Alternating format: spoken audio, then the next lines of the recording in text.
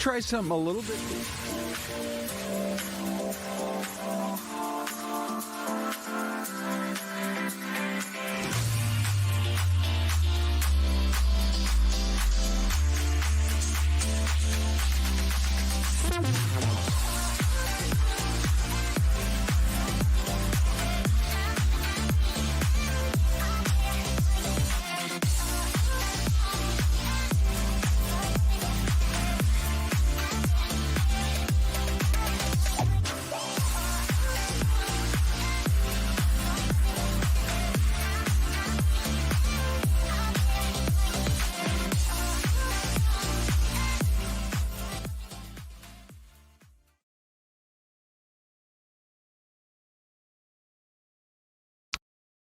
Hi, everybody. We're in standby mode right now for the beginning of the news conference coming out of the White House. President Trump wants to speak to the press to answer questions about this incredible rescue operation that went down over the weekend. And the more we learn about it, the more impressive it is. This is Fox 10 Talks, and we're glad you're spending some time with us here in the 10 a.m. hour. I'm Ron Hoon. Syleste is going to be joining in just the next couple of minutes. Also coming up this morning. So again, as soon as that news conference happens, in fact, I think I can show you right here. Let me just, this is how we go into standby mode. Look at that. We'll get the countdown. When that thing starts rolling, we're going to go to it. Just giving you a little behind the scenes of the way it all works. Hey, also this morning, here's a little bit more about what we have planned. So Artemis 2 is approaching the dark side of the moon, and several events are going to be happening as this morning rolls on, as the capsule itself gets closer and closer to the moon. Matter of fact, let me just show you that real quick. How cool is that? If you've been watching some of the live pictures for the last, say, several hours, you can tell the moon is getting closer and closer. And one of the astronauts on board said this weekend how cool it was after studying it for so long to now literally be approaching and to see the moon, as he put it, in 3D. So we have plenty of coverage coming up on that today. Also, there's a new study out about the surprising key to happiness. You know, I mean, man's search for happiness, that's been a big thing for a long time. But this new study, I don't know, some people will be surprised by it, and others maybe not so much. Plus, we're going to have a report for you today about flying taxis and how it really is looking like they are moving closer and closer to becoming a reality. Let's roll out our poll question. Didn't have a chance to put this on TV, so here we go. Literally, we're just rolling it out for you right now. Democrats in multiple posts over the weekend called President Trump unhinged after his latest threats to bomb Iran. So is he? 22% of you are saying yes, his threats are outrageous. He could drag us into a long war. 78% say no. What's going on here is he's forcing Iran to make a deal with some very tough threats. You've got a third option. You can grab the QR code and let us know what you think about this. I don't really like his language or his threats. It's time to tone it down. And by the way, on YouTube, look at this. We launched, and we already have we're approaching 2,000 votes right now. The numbers are always a little bit different on YouTube. Again, this is what it looks like on our QR code. That's specifically folks who are watching us and can grab the QR code. In the social media universe of people who might follow our YouTube page, as you can see right now, 55% say, yeah, it does seem unhinged. His threats are outrageous. He could drag us into a long war. 41% are saying no. He's forcing Iran to make a deal with those tough threats. And then that third option, don't like the language, don't like the threats. It is time to tone it down. So once more, here is the live look inside the, let me just punch up here. There's NASA. How cool is that? And there's the White House briefing room, so we are in standby mode, and that could happen at any time. But in the meantime, here's a little bit more about what we have learned regarding the rescue that went down, the incredible rescue. Syleste joins as well, and, the whole country, frankly, the whole world. I heard a reporter speaking from, I believe it was Abu Dhabi this morning, and the fact that the U.S. military, perhaps the only military in the world, could actually pull off something like this, how the CIA fooled Iran. This whole operation, Syleste, to create basically a head fake to convince the Iranians that there was already an operation that was underway when the real operation was going on perhaps dozens, if not hundreds of miles away. When the Iranian government, they have state-controlled media, that they have no freedom of the press or anything like that, when they had put out the $60,000 reward, because the way the Iranians operate, this goes all the way back when they took our embassy members hostage back in the 1970s. They wanted nothing more than a propaganda victory to get to that airman and hold him hostage for who knows how long. Well, and I think if we can take a quick moment and just say thank you to all of our service members, men and women in our armed forces. But what an incredible story as well, that this young man is rescued.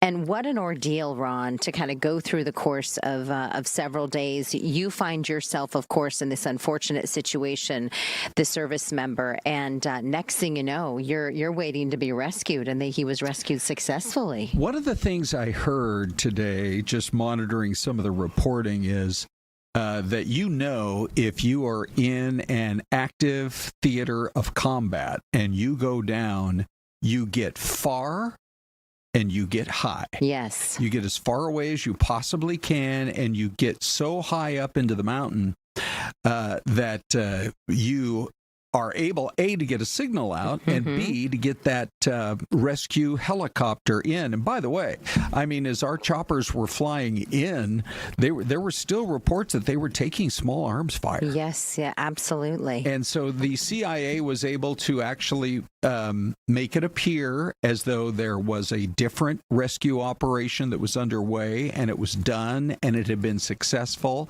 and they were able to use misinformation to the Iranians, to their people, to their media, etc., to make it seem like it was all done. And then the actual operation went in, and it was successful. It really was. I've heard so many people say there's just, there are other, let's face it, there are other militaries that have a lot of men and women in their ranks. But I really don't think anybody has the technology and just the intelligence know-how that our United States military does, and special ops, That's Navy so SEALs, true. and more. Nobody in the world's got that. Well, and I think no one in the world is trained to really survive a situation like that. Let me read this here, if I can, for a quick moment. It says that this airman at one point scaled a rugged terrain to a ridgeline 7,000 feet above sea level, equipped with a little more than a pistol, a communication device, and a tracking beacon, and that ultimately was what really helped save his life. And so, the reporting said that they went to the president. The CIA was able to determine it wasn't a false flag operation by the Iranians. Right. That when he got up on top of that ridge, and then he went down into a crevice. Can't wait to even learn more about it. But they were able to determine early Saturday morning, hey, Mr. President, this is the real thing. Well, and I think I just saw from Fox News this morning as well, when one of the things that was released was when he was, the first communication they received from him was, God is good. Yes, right? He was a believing man who had, from what the early reports, had this sense of calm over Easter weekend that he knew his fellow military members, special ops forces, were going to get to. Yeah, and in fact, they did. Okay, stand by. Here we go. And we are ready for the news conference to get underway from the president. He's just arrived at the podium.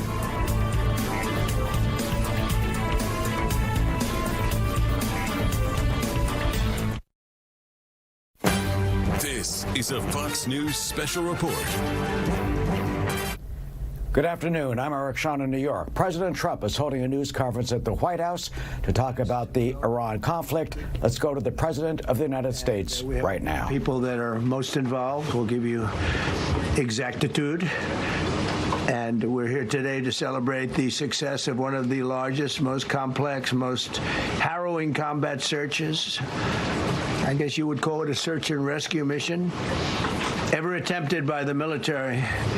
Generally, when planes are knocked down in war, especially when you're fighting a strong group, an evil group, you can't really do this because you send in 200 men to pick up one, and it's something that's usually not attempted as much as you want to attempt. And bad things happen to that one or two. And in this case, we did too, and it might not have been attempted before, but we did. And we had great talent. We got a little luck too, I would say. And we were helped by a lot of people, a lot of great people. And it was an honor to be involved with it. It's very historic. This is a rescue that's very historic. It'll go down in the books. Late Thursday night, an American F-15 fighter jet went down deep inside enemy territory in Iran while participating in Operation Epic Fury, where we're doing unbelievably well, well at a level that nobody's ever seen before. The entire country can be taken out in one night, and that night might be tomorrow night. Both members of the crew ejected from the aircraft and landed alive on Iranian soil. I immediately was asked to make a decision. I ordered the U.S. Armed Forces to do whatever was necessary to bring our brave warriors back home. A risky decision, because we could have ended up with 100 dead as opposed to 1 or 2. It's a hard decision to make. But in the United States military, we leave no American behind. We don't do it. Within hours, our armed forces deployed 21 military aircraft into hostile airspace, many flying at very low altitude, being shot by bullets. You bring rifles into play when you're going that low, but there are also certain advantages. And in broad daylight over Iran for 7 hours, at times facing very, very heavy enemy fire. We have a helicopter that's got a lot of bullets in it. It's amazing. We just realized how good those weapons are. Those our machines are. Nobody has the equipment that we have, and nobody has the military that we have. Not even close. We're the most powerful military anywhere in the world by far. The flight crews and warfighters aboard those aircraft took extraordinary risks to rescue their fellow service members. This first wave of search and rescue forces successfully located the pilot of the F-15, and he was extracted from enemy territory by an HH-60 Jolly Green II helicopter. Fabulous machine as our warriors faced gunfire at very close range. It's amazing that when you look at the machinery, what happened, that nobody was even injured. Meanwhile, the second crew member, a weapons system officer, highly respected colonel, had landed a significant distance away from the pilot. When you're going at those speeds, even if you go out 2 or 3 seconds later, it's miles and miles away because you're going fast.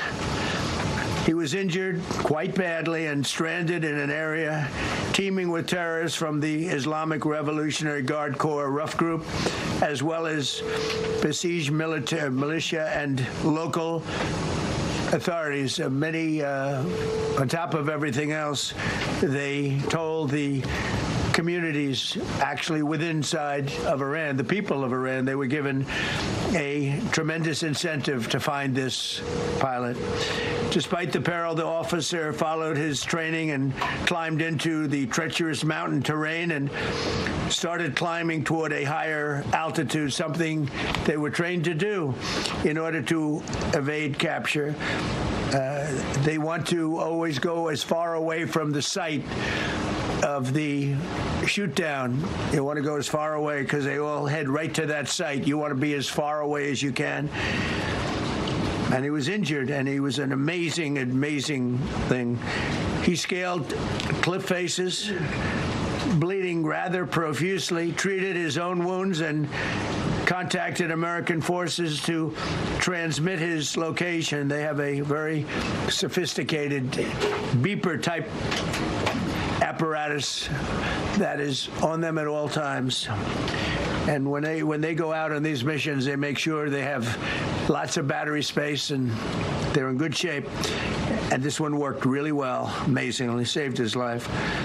We immediately mobilized a massive operation to retrieve him from the mountain holdout, and he kept going higher and higher. The mountain kept getting rougher and rougher, and really very, very hard to find. The second rescue mission involved 155 aircraft, including 4 bombers, 64 fighters, 48 refueling tankers, 13 rescue aircraft, and more. We were bringing them all over, and a lot of it was subterfuge.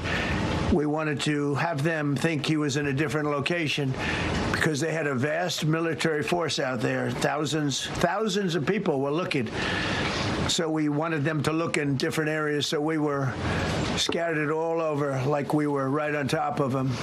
We had 7 different locations where they thought, and they were very confused. They said, well, wait a minute, they've got groups here, they've got groups there. It's an amazing thing. I was listening to these great people, these great generals. General Raisin Cain was amazing, and Pete Hegseth was amazing. But I listened to the whole thing. It was pretty amazing. So they had all these different sites where everybody thought he was located. We think we have him over there because they have 9 planes circling a little area that's 25 miles down the coast. So in a breathtaking show of skill and precision, lethality and force, America's military descended on the area, the real area, engaged the enemy, rescued the stranded officer, destroyed all threats, and exited Iranian territory while taking no casualties of any kind. The heroic F-15 weapons system officer had evaded capture on the ground in Iran for almost 48 hours. That's a long time when you're in tough shape and when you're bleeding. It's a long time. When we left, as you probably know, we had 2 large planes, pretty old planes that carried a lot. We needed a lot more equipment going in than coming out, obviously, because going in, we needed to be able to scale mountains, and we had a lot of equipment.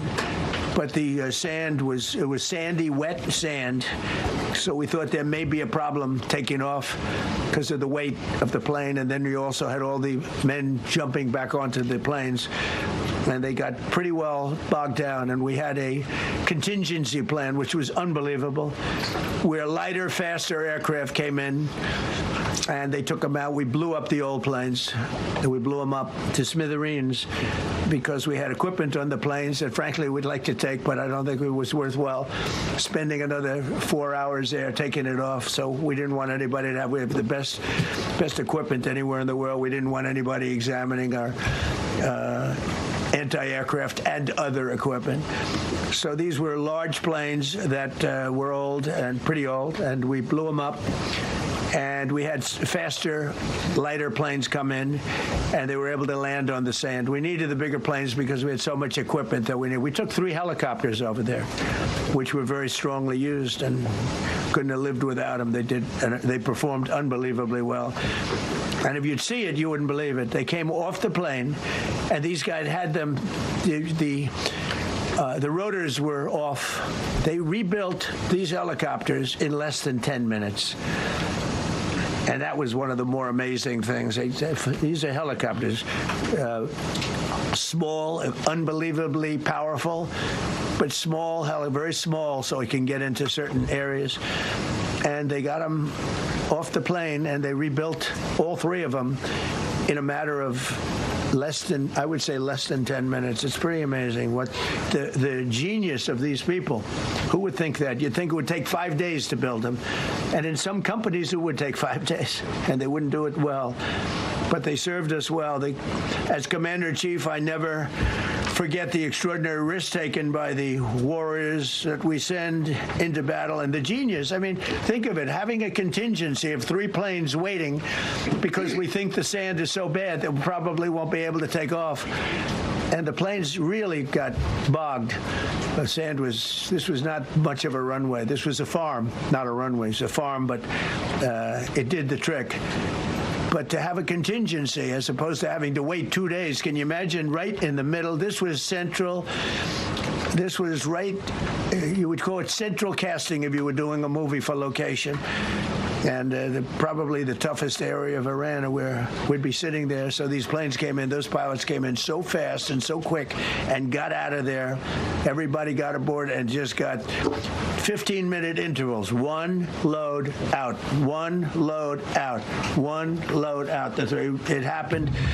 And we were watching, and we said, that's amazing. It's, in many ways, I was almost more impressed by the contingency that we had than the fact that, if we would have had a runway or decent soil. But it was an amazing thing. But we thank God for every single one of them and the talent.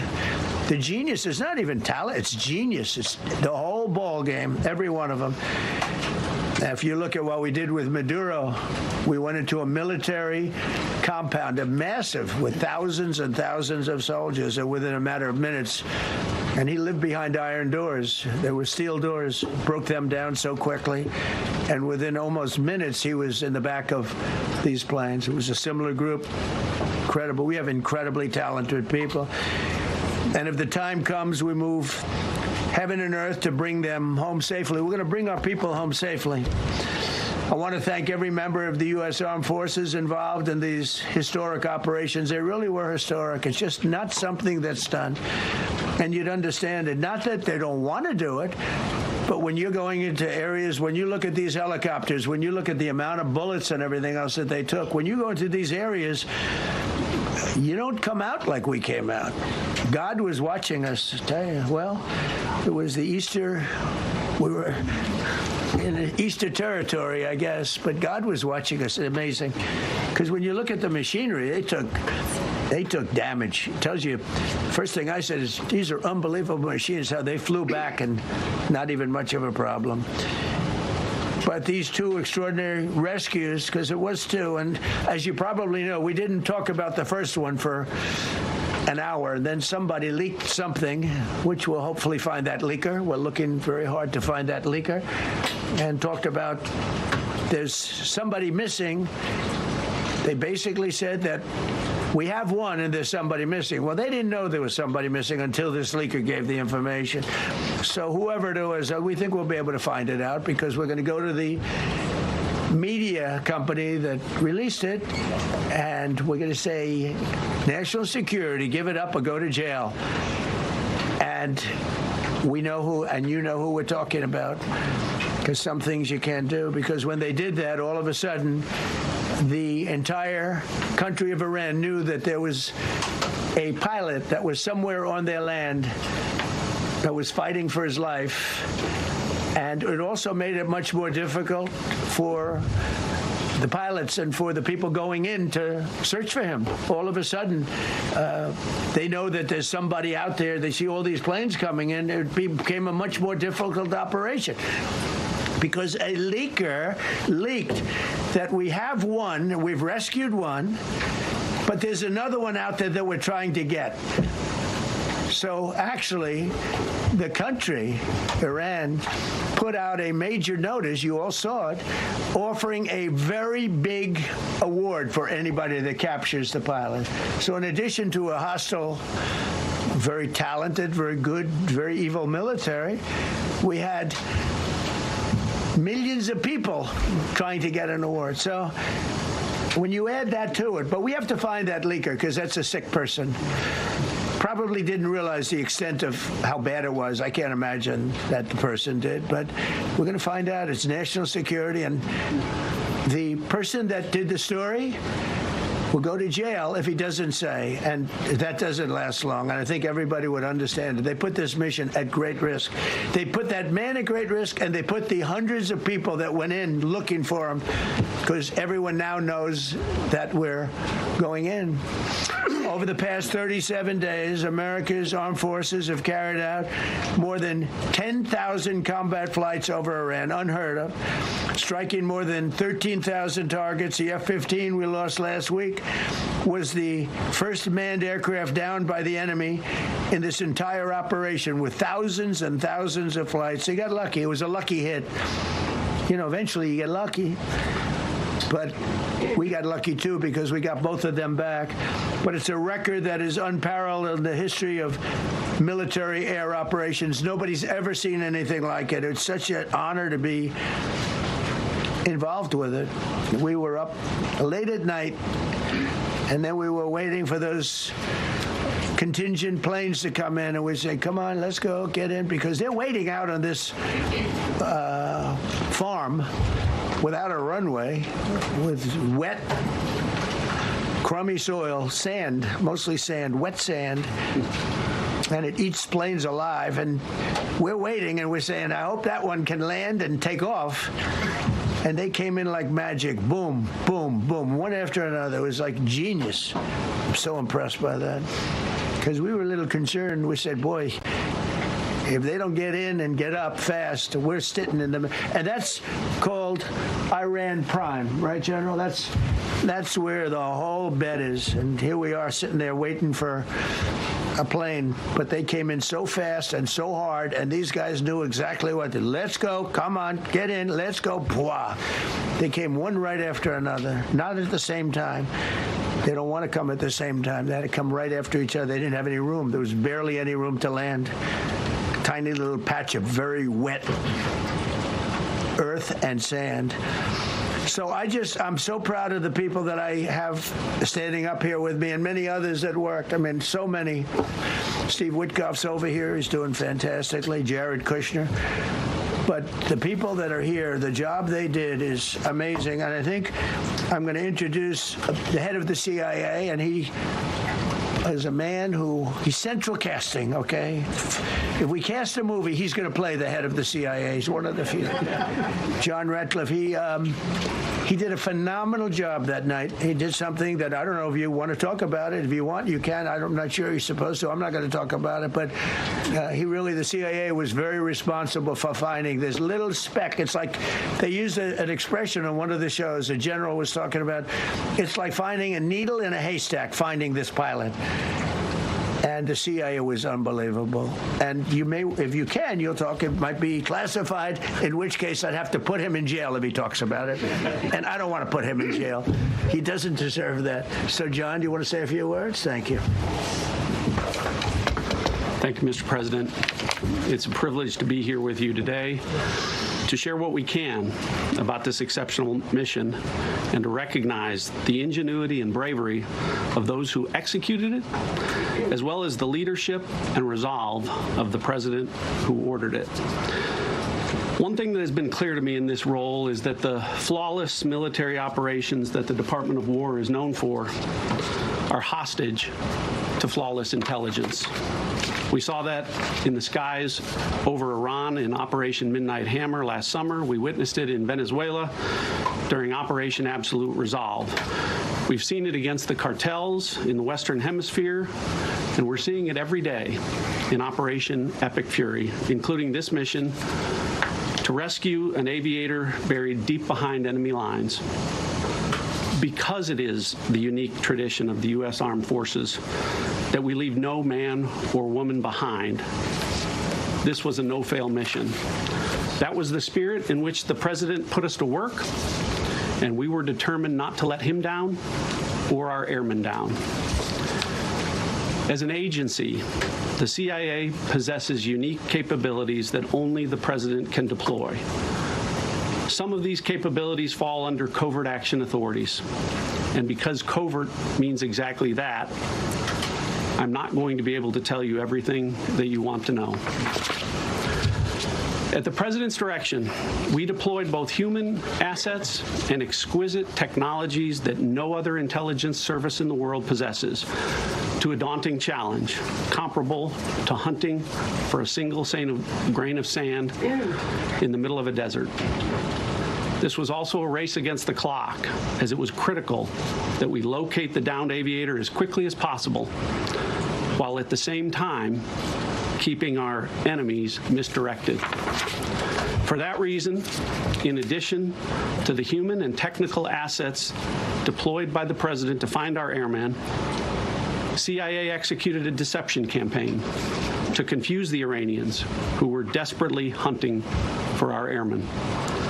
On Saturday morning, we achieved our primary objective by finding and providing confirmation that one of America's best and bravest was alive and concealed in a mountain crevice, still invisible to the enemy, but not to the CIA. That confirmation was relayed by Secretary Hegseth to the President, and the operation quickly moved to the execution phase. Following the successful exfiltration on Saturday night, our intelligence reflects that the Iranians were embarrassed and ultimately humiliated by the success of this audacious rescue mission. When the President asked me to lead the CIA, he made it clear: get back to basics, no politics, no agendas, tackle the hardest problems, and execute the toughest missions. This president is about results, and now that's what his CIA is about too. The professionals at the agency and at the Department of War deserve immense credit for their flawless execution during this daring mission. Their skill, creativity, and courage are unmatched on the battlefield wherever they step. But none of that matters, and all of that is wasted without a president with the political courage to put them into action. Mr. President, I've had the privilege of seeing you act with political courage in the best interest of the United States up close on a daily basis, and I'm grateful that this successful mission has given the American people a window into that as well. The Secretary and Chairman will tell you that our service members' confidence is boosted by a Commander-in-Chief who has their back the same way they have yours. And I know that the confidence of CIA's officers is boosted by the knowledge that their work is informing a president who's not afraid to make the hardest decisions when the stakes are highest. And to the American people, your confidence should be boosted by knowing that the security of the nation is in the hands of a president who's willing to take on problems that have confounded both sides of the political aisle for nearly half a century. It is an honor to serve under a leader who just proved that you can believe him when he says, no matter what, we will leave no one behind. We will come for you. Thank you. Thank you. Thank you.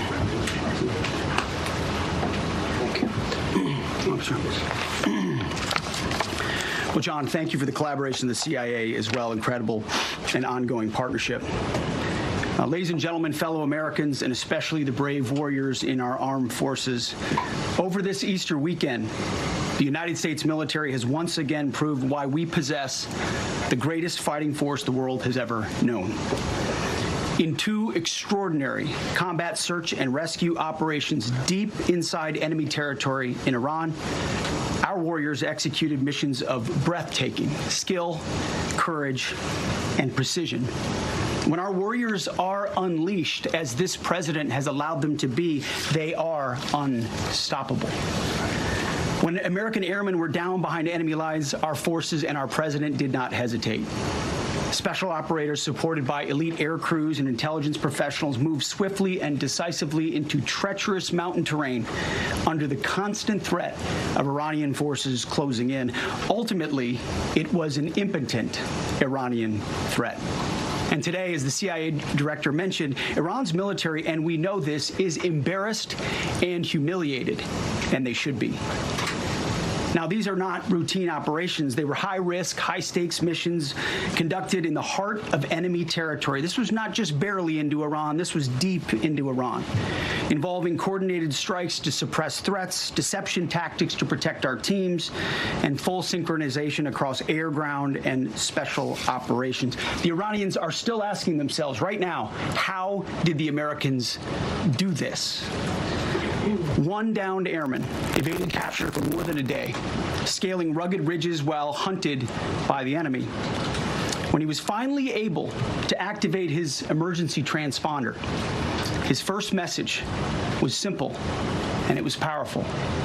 He sent a message: God is good.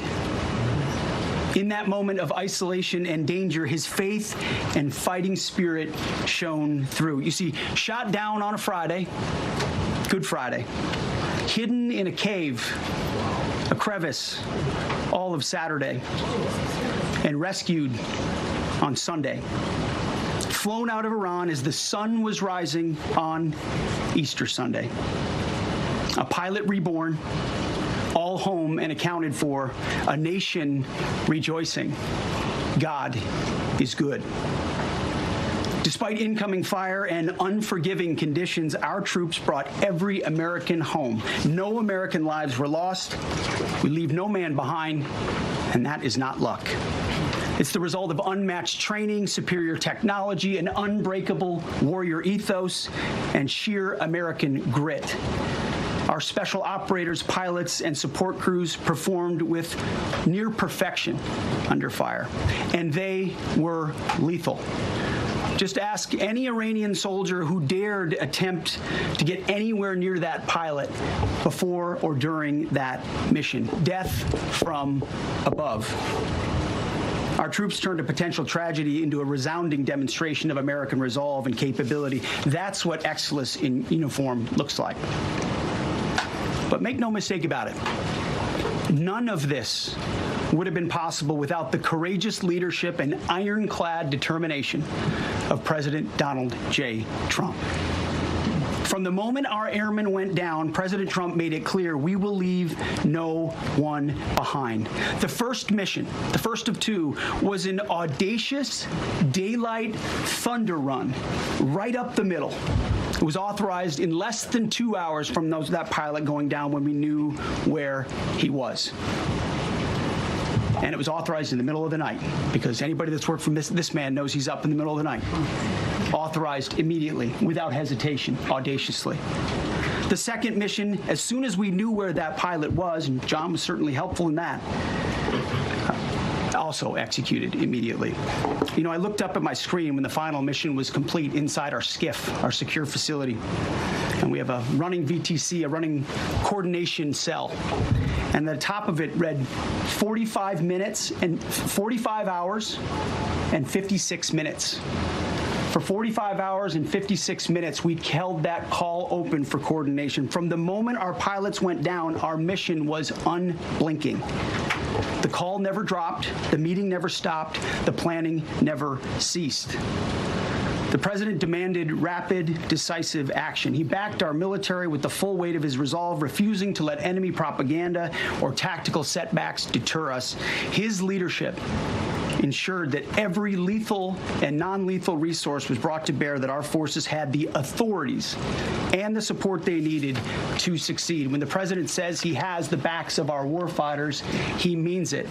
And it means a great deal, and it's a big difference on the battlefield. President Trump understands that peace through strength is not a slogan. It is a doctrine that saves American lives.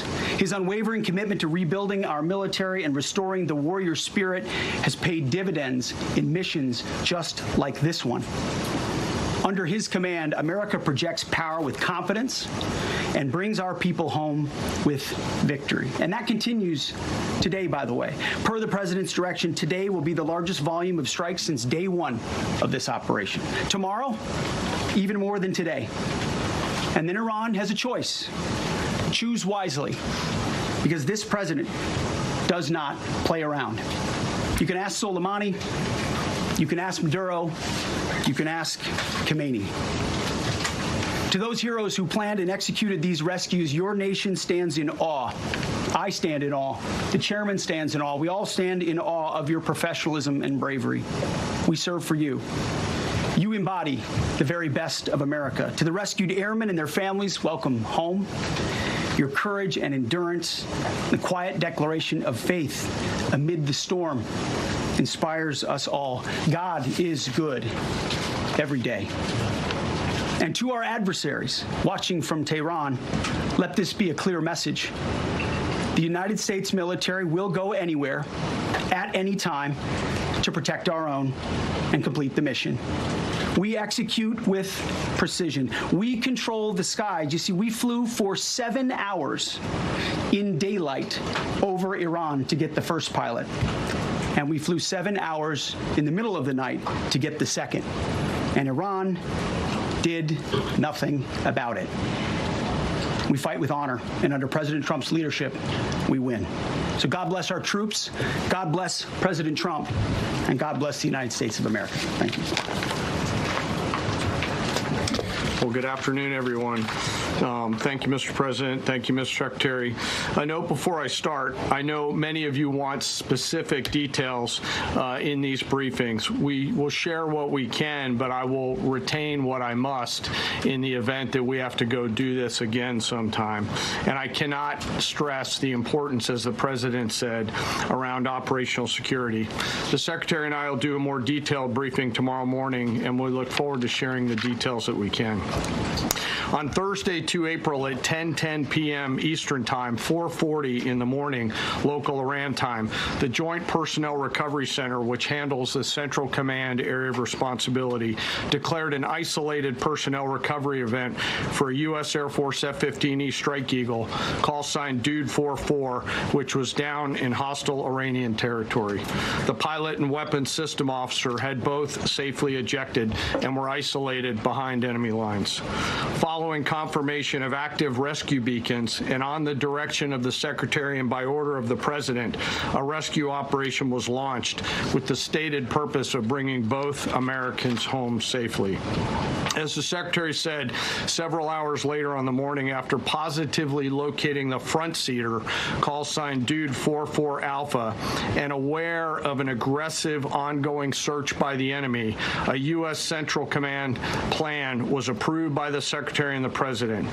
Shortly thereafter, a U.S. Air Force Combat Search and Rescue Task Force comprised of A-10 Warthogs in their Sandy role, and I'll describe what that is in a minute, HC-130 Combat King 2s, HH-60 Jolly Green 2 helicopters, and Air Force Special Warfare Airmen, a package comprised of combat rescue officers and pararescueman operators, audaciously penetrated enemy territory in broad daylight to find, fix, and recover Dude 44 Alpha from behind enemy lines.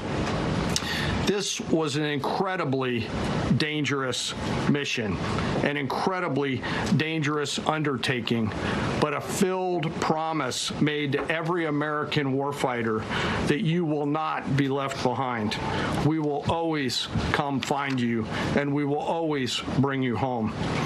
Over the next hours, the Search and Rescue Task Force crossed the beach, entered into Iranian airspace, protected by a fighter strike package, and moved into the objective area, all under fire. En route, as some of you have seen on social media, the helicopters took gas off the C-130s and pressed onward and forward up into the objective area. While this was ongoing and out in front of them, the Sandy flight of A-10s and other remotely piloted aircraft, drones, and other tactical aircraft were violently suppressing and engaging the enemy in a close-in gunfight to keep them away from the front seater and allow the pickup force to get into the objective area. During this engagement, one of the Sandy aircraft, the one primarily responsible for communicating with the downed pilot, was hit by enemy fire. This pilot continued to fight, continued the mission, and then upon exit, flew his aircraft into another country and determined that the airplane was not landable. This was one of our A-10 Sandy aircraft. The pilot then made the decision to eject over friendly territory and was quickly and safely recovered and is doing fine. After picking up Dude 44 Alpha, the HH-60 Jolly Green fight was engaged by every single person in Iran who had a small arms weapon. And one of the aircraft, the trailing aircraft, took several hits. The crew sustained minor injury, and they are going to be fine. A note for those of you that do not know what a Sandy does. Named after the flight call sign that did this very mission in Vietnam, flying A-1 Sky Raiders and A-7 Corsairs, a Sandy has one mission: get to the survivor, bring the rescue force forward, and put themselves between that survivor on the ground and the enemy. They are committed to this. This is what they live for, and this is what they've trained for over many, many years. The A-10 force and the rescue force did a fantastic job rescuing Dude 44 Alpha. He was recovered Friday afternoon. As I said, and the nation needs to know this was an incredibly brave and courageous mission, and a testament to the courage, skill, and tenacity of the joint force and our leaders. And especially a daylight option, having the guts to try, means so much to so many. Meanwhile, the backseater, as the President and the Secretary have said, had continued to work and survive. Through the hours of daylight, Dude 44 Bravo, the backseater, evaded. Using every means available, the efforts of the United States military, the Central Intelligence Agency, and others were attempting to find and locate with precision Dude 44 Bravo, the backseater. A note on the backseater and the front seater. The single most important contributor to a successful rescue operation is the spirit of attack inside the heart of that downed aviator. Their will to survive, their will to evade, their will to recover is everything. In this case, the backseater's absolute commitment to surviving made much of our efforts possible. On Saturday, 4 April, after establishing positive communications with the backseater, we learned, as the President said, that he was injured and actively evading enemy forces. And thanks to our interagency partners, we were able to get eyes on his location and positively ID him. Throughout this entire time, the enemy force continued to search for 44 Bravo, and the joint force continued to strike them over and over and over again. Fighting off marginal weather in Iran and the enemy's search for a second time on Saturday, at the recommendation of the CENTCOM commander and at the approval of the Secretary and the President, we launched a rescue task force to recover Dude 44 Bravo. Again, this came to the President and the Secretary for approval, this time with a much larger force package based on the time that the enemy had to prepare to find 44 Bravo. Again, this force was protected by A-10 Warthogs using the Sandy call sign. And this force had one single mission: do everything they can to bring an American home. This meant having a plan, being prepared to execute that plan, and, more importantly, being prepared for multiple, simultaneous contingencies. And because of this force's professionalism, grit, and determination, fight off two enemies at the same time: the enemy searching for 44 Bravo and contingencies, which anyone who has done these types of missions knows we run into every single time. The force fought off both of those enemies incredibly well. During the period of darkness on Saturday, and as the Secretary said, into Easter Sunday and into the daylight, the force fought its way in and rescued Dude 44 Bravo. They were protected overhead by an air armada, including tactical drones, strike aircraft, and others. The force fought through multiple simultaneous contingencies, something no other nation, no other military can do, and safely returned Dude 44 Bravo, the backseater, home, and all other Americans home as well. At midnight 12 local, Eastern Time, Easter Sunday, more than 50 hours after the start of this operation, the Joint Personnel Recovery Center declared Dude 44 Bravo, both the front and back seater, returned to friendly territory. The courage demonstrated by both the pilot and the weapons system officer while isolated and them invading the enemy cannot be overstated. Their grit and warfighting tenacity is a direct result of the absolute trust they have in our rescue forces, their training, and their will to survive and return. They always knew that we would be ordered to go get them, and they always knew that we would be coming to get them. These two operations reflect our nation's most sacred obligation to our military service members. We leave no one behind, bless you. It also perfectly captures the first truth of our special operations forces, that people are more important than hardware. That is the standard we live by, and the rescue forces that execute these missions operate under a clear motto: these things we do that others may live. Their actions were a direct embodiment of that commitment to others, and I could not be more proud of each and every one of them today. As the Secretary said to our enemies, this operation serves as a clear reminder of the capability and will of America's joint force.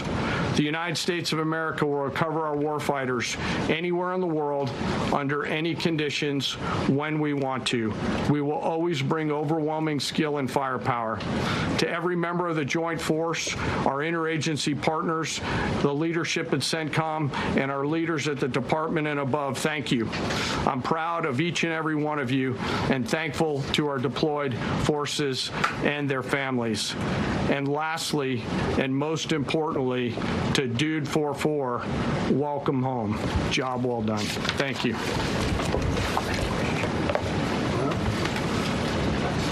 Pretty amazing. Pretty amazing. And these two gentlemen have been, from day one, they've been perfecto. You know, I got to know General Kane in my first term because he was able to take out ISIS in 4 weeks instead of the 4-year projection that was given to me by other much lesser generals. I said, you know, if I ever do this again, that's going to be the head of my Joint Chiefs of Staff. And we worked it that way, didn't we? It's amazing. He took out ISIS. We defeated ISIS in 4 weeks. I was told it would take 4 years. I flew to Iraq to find out with the greatest equipment in the world, why would it take 4 years? And he told me, sir, it won't. It'll take 4 weeks and you'll have time left over. And that's exactly what happened. So he's great. And Pete, all I can say is that he was treated very unfairly. And now those same people that treated him unfairly, that fought against him, they called me up saying, what a great choice he was. They said, well, what happened during his nomination? What happened to you? I'm telling you, people that were not for him, senators, friends of mine, sir, I don't think you're doing the right thing. Now they're calling me up. What a choice.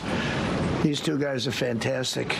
And John Ratcliffe was incredible. It was actually their genius that called us he was 40 miles away. And he said, you know, we're seeing something moving up in the mountain. This is at night. And they kept the camera on him for 45 minutes. It wasn't moving. And they said, you know, probably wrong, but we're seeing something moving. This is a vast mountain, vast, thick, with bushes, trees. He said, we see something moving 40 miles away. It was the head of a human being. I'm telling you, it's moving. And then all of a sudden, 45 minutes later, he moved a lot. He stood up, and they said, we have him. And that was really the beginning of something incredible. We had an idea where he was, but not specifically. And it's a big mountain. So I want to thank the CIA, too. I don't think they get enough credit for the great job they've done. Yes, please. Yes. Thank you very much, Mr. President, for this great opportunity. Country, it has super army. You make a difference, Mr. President. Thank you for your greatest leadership. Thank you. I have 2 quick questions, Mr. President. what was your reaction when you learned that Kurdistan region had resumed exporting oil to the international market with your support as United States of America? Well, I expected that. We've gotten along with the Kurds for a long time, so I expected that. Another question, what would be your reaction if the Iranian people rise up against their regime during a ceasefire, Mr. President? Well, they should do it, but again, the consequences are great. I mean, they were told if you protest, you will be shot immediately. You saw what happened to the young wrestler. He was a great champion, by the way. He was a great wrestler, one of the top in the world. And he and his two friends were hung. And all they did was say a little bit about liberty. They wanted liberty, and they were violently executed. But the number is up to probably 45,000 people were killed. So, when somebody stays in a house, when they know if they walk out of the house to protest, they'll be immediately shot and killed. And they issued that. That was publicly issued. It's not a secret. That's why so many people say, oh, well, why are you doing this way? We can't let Iran have a nuclear weapon. We got regime change. We do. We're dealing with a much different regime than before. We're dealing with different people. They're smarter. I think they're sharper and far less radical. We have regime change, but we didn't do this for regime change. We did it for the fact, and my view was very simple. I saw somebody said, oh, he doesn't have a plan. I have the best plan of all, but I'm not going to tell you what my plan is. They want me to say, here's my plan. We're going to attack at 9:47 in the morning, and then we're going to do this, and then we're going to... And if you don't do that, they say, I have a plan. These people know what the plan is. Everybody here knows what the plan is. But it's very unfair to say, because I don't mind being insulted. I've been insulted for many years by the fake news. But you can't. It's so bad for people that are so you just saw two great and John Ratcliffe, three unbelievable people. They have a plan. Every single thing has been thought out by all of us. But I can't reveal the plan to the media. So, but we're just thrilled by the success of this operation. Yes, please. Thank you, Mr. President. You've said Iranians would be mad if you stopped these attacks, but why would they want you to blow up their infrastructure, to cut off their power? Wouldn't that be punishing Iranians for the actions of the regime? They would be willing and it's suffering. They would be willing to suffer that in order to have freedom. The Iranians we've had numerous intercepts. Please keep bombing. Bombs that are dropping near their homes. Please keep bombing. Do it. And these are people that are living where the bombs are exploding. And when we leave and we're not hitting those areas, they're saying, please come back, come back, come back. These are the people. I don't know what they do. All I can tell you is they want freedom. They have lived in a world that you know nothing about. It's a violent, horrible world where if you protest, you are shot. Remember the great woman protests where they had 400,000, 500,000 women, and they were all enthused and they were going to protest, and everybody said, oh, the regime's going to come to an end. And then all of a sudden, boom, boom, 5, 6 different areas. A woman would go down right between the eyes. They had snipers. They had 5 snipers. That's all it took. And those 400,000 or 500,000 women said, oh, my God, what's that? Oh, look over there. What's that? A woman shot right between the eyes. And after 5 or 6 of them go down, then you start hearing the purr through the vast number of people. And then they said, oh, my God. Who would do that? And they're incredible people, but they've lived so horribly. They've lived so horribly. Iran was a great country if you go back 25 years ago or so. The Persian people, they're incredible, smart, brilliant, actually. And I know so many. I know coming from New York, originally, I know so many people from Iran. They're incredible people, incredible energy, and very, very brilliant people. But when you're standing in a group and protesting and you have a woman, in the case of a woman, remember the Great Woman March, everybody was saying, oh, this is the end of the country. And then snipers selectively picked. Every single one was shot right between the eyes from a long distance. They were on top of buildings. Nobody even knew where they were. Where they coming from? This wasn't like a machine gun, which is also very bad. They've done that too. They did that recently. This was snipers sitting on the top of buildings, aiming and hitting women.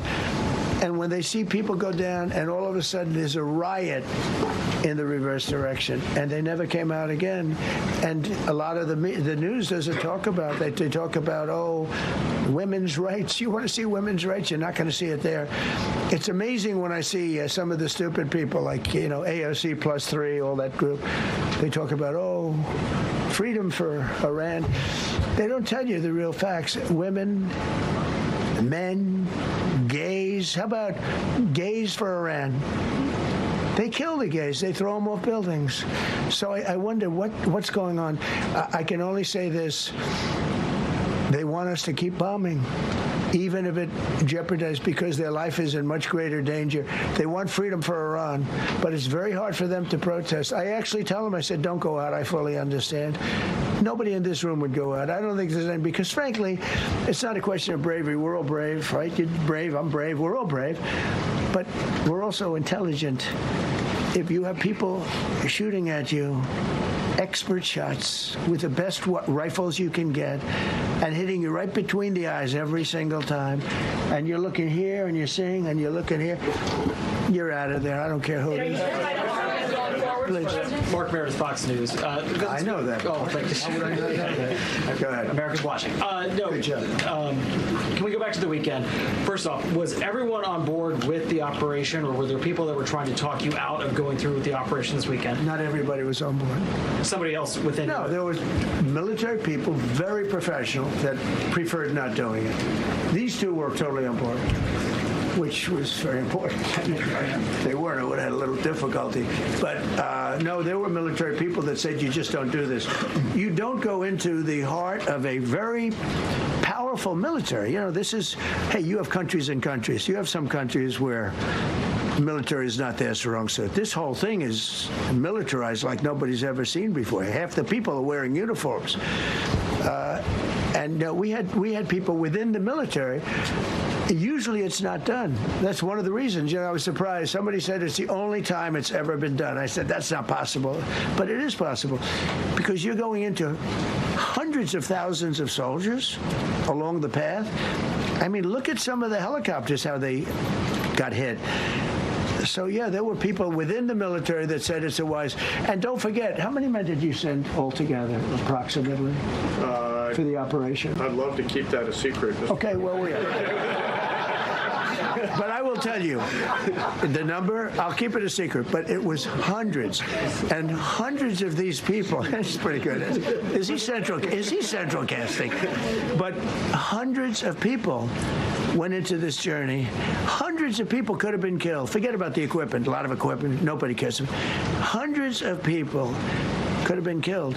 So we had people that were within the military that said this is not a wise, and I understood that, but I decided to do it. Was there a point that that you were thinking there's too much on the line, and somebody was saying maybe we abort this now and wait? I mean, given the resource, like the general said, it seemed like there was so much on the line here. You must have been thinking, well, this could have completely changed. So the first one, which was in many ways as dangerous as the second, I guess it gets, because we're flying over daylight. We're the best at the world at night. We have goggles that nobody. We have goggles. I've tried them. They're unbelievable. I see better with the goggles at night than I see without them during daylight. I mean, daylight today, we have a beautiful day. You see just as well with goggles. In many ways, it's enhanced. So we have the best in the world. So it's much safer for us to do it at night, whereas other people, no other country has that capability. They don't have that particular piece of equipment like we do. But when I was told, flying and in daylight, I think we flew 7 hours over Iran, and that's a long time, over unbelievably hostile territory where they have nothing but weapons. We took out their anti-aircraft, which is great. We took out their radar, which is great. We took out a lot, but they still have, what hit this one was a handheld shoulder missile, heat-seeking missile. So it's not like, they're totally whatever. And they have probably a little luck, because you got to get lucky. but they shot it, and it got sucked in right by the engine. But these guys were out of there. They were great. Their timing was great. But no, I was told that this is a very dangerous mission. I understand. They didn't say it's a foolish mission. They said, we're going to be sacrificing hundreds of people do this. This is, you have tankers that are flying over this area so that because the flight was so long, they had to refuel. It's a very dangerous mission. I just felt it was worth it. If you would have told me that we would have been successful, gotten both, and nobody was even essentially injured, I would have said that would be impossible. Yeah, Mr. President, thank you very much. Thank you, sir. We'll come back to you. Okay, thank you. Given that you are now dealing, you say, with a more reasonable, less extreme leadership in Iran, what does that mean for the protesters, for the human rights movement in that country after this conflict? Well, what's your positive. expectation? Yeah, if they assume control, if we do something and they assume control, I think it's very positive, a big step. I don't think you'd see the radicalization that you have seen in the last. Look what happened. Women are being executed because they're not properly clothed, they say. They're not properly clothed, and they execute the women. They shoot them right on the street. No, you have a much different group of people. Now, I'm not saying we are dealing with them. Essentially, they have till 8 o'clock tomorrow night, Eastern time. But we are dealing with them. I think it's going well. Mr. Witkoff is here, and JD's involved in the dealing. Mr. Witkoff is sitting right here, and I think it's going fine, but we'll have to see. You have to understand, we've been dealing with these people for 47 years. I'm standing here with a much more powerful Iran as of a month ago, not anymore. Right now, they are decapitated. But I'm standing here a month ago with a much more powerful Iran than it was at any point during 47 years. This should have been handled by 7 presidents, a lot of presidents. And those presidents are saying now, every one of them to their friends, we should have done this a long time ago. So it's not something I like doing. It's very dangerous, and we're getting them at the height of their strength. If I didn't terminate the Barack Hussein Obama Iran nuclear deal, they would have had don't forget, that was a path to a nuclear weapon. Remember this. He chose Iran over Israel, pure and simple. How Israel can vote for a Democrat is if you're Jewish in New York City or any place else in this country, and how you can vote for a Democrat is unbelievable, because he chose Iran, a very hostile Iran. Remember when he filled up a 757 with cash, billions of dollars of cash, and he sent it over to them. Then they gave them tens of billions of dollars. He chose Iran over Israel and really the Arab world, if you look, because, the other, Saudi Arabia, Qatar, UAE, you take a look. I can add Kuwait and I can add Bahrain, and you can add others. He chose such an unlikely candidate. Nobody could believe it. Frankly, if you're going to choose between Iraq and Iran, he should have befriended Iraq. He went in the exact opposite direction of all thinking, and he made a terrible mistake. But that was a road to a nuclear weapon. And when I terminated that, everyone said, oh, he terminated it. It was one of the best things we ever did, because he had a road to a nuclear weapon. And it was a very short-term deal. Countries don't do 10-year deals. Countries do hundreds of years. You don't do a 10-year deal. For a country, you're a landlord and you're renting a store on a certain street, and you give somebody a 5-year or a 10-year lease. This is a country. It was a short-term deal. It was ready to expire.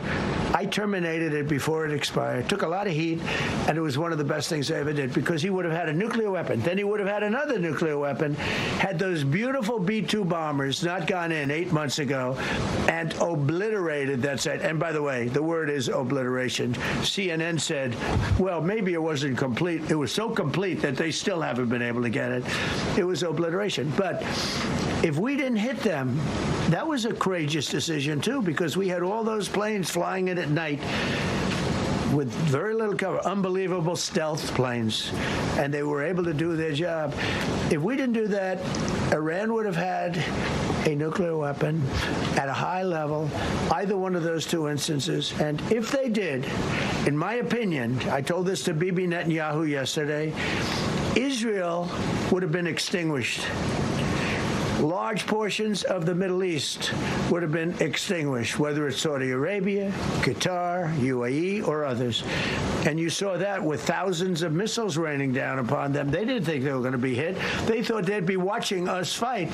And all of a sudden, UAE got hit by 1,500 missiles. He would have taken them out also. And they were powerful. If I didn't come along and terminate the Obama deal, which was terrible, the Iran nuclear deal was a road to a nuclear weapon, a big one, unlimited, legally. I terminated it without even much thought. It was so easy. I terminated that, and then the B-2 bombers. And I did one other thing. I had killed Qasem Soleimani, who was an evil genius. And the reason I did it, I heard he was going to knock out 5 of our military bases. And had he lived, I believe we would be fighting perhaps a different Iran right now, because he's never been replaced, you know. And I did one other, but this one was not picked up. Osama bin Laden. If you read my book, I said you got to take him out 1 year before the World Trade Center came down. So I wish you'd read the book. But you, as a president, to be a good president, I believe you have to have good instincts. And a lot of this is instinct. Yeah, please. Thank you so much for taking my question. Mr. President, last week you suggested that Europe should take the lead on reopening the Strait of Hormuz. Has circumstances changed now that you're issuing a direct 48-hour ultimatum? And secondly, would a new ceasefire include Israel, or would it just be between Iran and the US? I can't talk about ceasefire, but I can tell you that we have a active, willing participant on the other side. They would like to be able to make a deal. I can't say any more than that. But Mr. President, you've listed the goals. Excuse me. Please, go ahead. You've listed the goals. Who are you with? My name is Diyar Kurdan with the largest Kurdish media outlet, Ruda Media Network. It's based in Iran. Go ahead. Mr. President, you said before that you don't want the Kurdish forces to enter Iran and deharm it. Do you still want them to stay away, or what role do you expect them to play now? I'd rather have them stay away. And then I'd rather have them stay away because I think they bring with them some problems and some difficulties. And I don't think they bring death, to themselves. But I'd rather have them stay away. Thank you, Mr. President, for the question. Deliberate attacks on civilian infrastructure violate the Geneva Conventions and international law. Who are you with? I'm with the New York Times. Zolan from the New York Times. Are you failing? Are you concerned? Circulation way down at the New York Times. Are you concerned that your threat to bomb power plants and bridges amount to No, not at all. No, I'm not. I hope I don't have to do it. But again, I just said 47 years they've been negotiating with these people. They're great negotiators. Why would that and because they're not going to have a nuclear weapon. And if somebody that takes my place someday is weak and ineffective, which possibly that will happen because we had numerous presidents that were weak, ineffective, and afraid of Iran, we're never going to let Iran have a nuclear weapon. And if you think it's okay for people that are sick of mind, that are tough, smart, and sick, really sick, from a policy standpoint, from a standpoint, any which way you want to say, mentally, these are disturbed people. If you think I'm going to allow them, and powerful and rich, to have a nuclear weapon, you can tell your friends at the New York Times, not going to happen. civilians violating international law? Quiet. You no longer have credibility at the New York Times because the New York Times said, oh, Trump won't win the election, and I won in a landslide. I won every swing state. New York Times said, oh, Trump won't win the election. New York Times has no credibility. The credibility they have is it used to be all the news that's fit to print. The old gray lady, it was great, but they're running on past fumes, and you can't keep doing that. You have to be able to give the correct news, and people like you, who I know, are fake. You're fake. Go ahead, please. Your messaging on the war has moved from the war is coming to an end to war going to be bombing Iran to the Stone Ages, right. And we've heard a range of those kind of messages. So which is it? Are you winding this down, or are you escalating? I can't tell you. I don't know. I can't tell you. It depends what they do. This is a critical period. They have a period of, till tomorrow at 8 o'clock. I gave them an extension. They asked for an extension of 7 days, right? I said, Steve, give them 10 days. 10 days is up actually today, so I gave him 11, I guess, indirectly. I thought it was inappropriate the day after Easter. I want to be a nice person. They have till tomorrow. Now, we'll see what happens. I can tell you they're negotiating, we think, in good faith. We're going to find out. We're getting the help of some incredible countries that want this to be ended because it affects them also. A lot of people are affected by this. But we're giving them till tomorrow, 8 o'clock Eastern Time. And after that, they're going to have no bridges. They're going to have no power plants. Stone Ages, yeah. Stone Ages. CNN fake news. Are you willing to make a deal that does not include reopening the Strait of Hormuz, or is that now a top priority? I would say it's a very big priority because, see, that's one thing that's a little different than other things. We can bomb the hell out of them. We can knock them out for a loop. But to close the strait, all you need is one terrorist that somehow has a truck loaded with, because you can carry them in trucks, large trucks, a water mine, drop them in the water, and now you tell people that own ships that cost $1 billion to don't worry about the mine. You can do that even just by saying we put mines in the water. So it's not like the rest. We can knock out their military. We already have. We've knocked out their Navy. We've knocked out their Air Force completely. We've knocked out 158 ships in 3 days. We've knocked out even their mine droppers. They don't have any mine droppers anymore, but they put them on other boats, and they could drop them. I'm not even sure they have any mines there, by the way. I'm not sure. Personally, they say there might be 8. I don't know. I think there might be none. Because they're very good bullshit artists. That's why for 47 years they've been bullshitting other presidents, and they haven't done the job. And people are living in hell. You live in that country, they're living in hell. No, I think that 47 years of this stuff is long enough. They're at the weakest point they've ever been. They have no Navy, they have no Air Force, they have no anti-aircraft weaponry, they have no radar, they have no communication. In fact, the biggest problem we have in our negotiation is that they can't communicate. I said to Steve, what are they saying? Sir, they can't communicate. They have no method of communication. So we're communicating like they used to communicate 2,000 years ago with children, bringing a note back and forth. They have no communication. But all I want to see is I want to have a safe world, and you're not going to have a safe world. Israel will be gone. The Middle East will be gone. And then they're coming for Europe. And I have to tell you, I'm very disappointed in NATO. Very. I think that NATO, it's a mark on NATO that will never disappear. Never disappear in my mind. You know, they're coming to see me on Wednesday. They're going to say, oh, we'll do this, we'll do that. Now they all of a sudden want to send things, you know. But they said it loud and clear at the beginning. When I spoke to UK of all, I would have said they would have been the first because they're the oldest. And I say, yeah, I'd love to have a little help. He said, no, sir, we'd rather wait till you win. I said, I don't need help after we win. They have 2 old broken aircraft carriers, barely work. I said, I guess we can use them. Who the hell knows? I called the general. He didn't even want them. He said, we don't really need them. We got the SS Abraham Lincoln, sir. We don't need them.